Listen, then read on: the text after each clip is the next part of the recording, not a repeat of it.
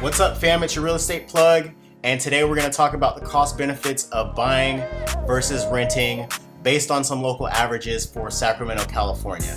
Now, according to Trulia's data, on average, $1,800 is the monthly rent, and the average purchase price of a home is $327,000. But I've found two homes on one lot for $325,000 in an up-and-coming area, so I wanted to explore that example with you. Now, the down payment of 3.5% is typical, as is this annual average income, $62,000. Now, you see these numbers says, if you stay in this house for 5 years, buying is better than renting. And that assumes that you're gonna be paying this whole mortgage by yourself or all of the rent by yourself.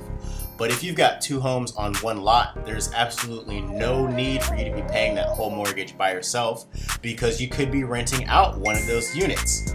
So this unit right here is being rented at $1,750, and it's a 2-bedroom, 1-bath.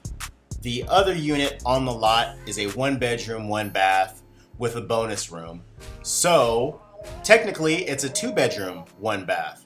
Now what I would do is I would rent this front unit out right here for that $1,750 and be paying about $500 to own the home. Now that $500 is a lot cheaper than the average rent. That's about 3 times and some change. So you'd be winning right there. If you felt like you needed more assistance, you could even grab a roommate for that back unit and be paying next to nothing, if not making money on your mortgage. So you'd be coming out positive every month, as opposed to paying some money that goes to nothing at the end of that period.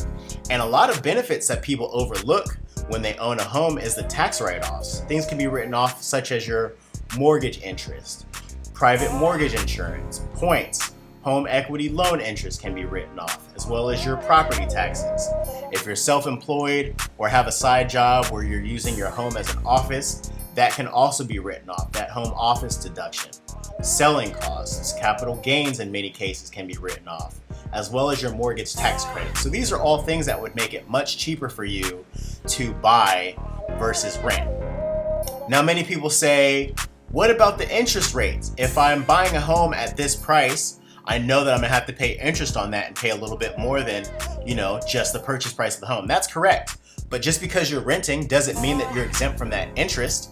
It just means that we don't know what rate of interest you're gonna be paying, because many of you have probably had your rents increase in the last year, 2, 3 years. At some point you've had your rents increase, but we don't know what percentage that is, and we can't forecast that. But if you purchase a home, you know exactly what your monthly mortgage is gonna be, and that's not gonna change unless you change it. So with that being said, in this case, it's much better to buy than rent. But if you have any questions on anything that you've seen or heard today, please feel free to reach out to me. That's what I'm here for. I'm your real estate plug. I'm here with and for you.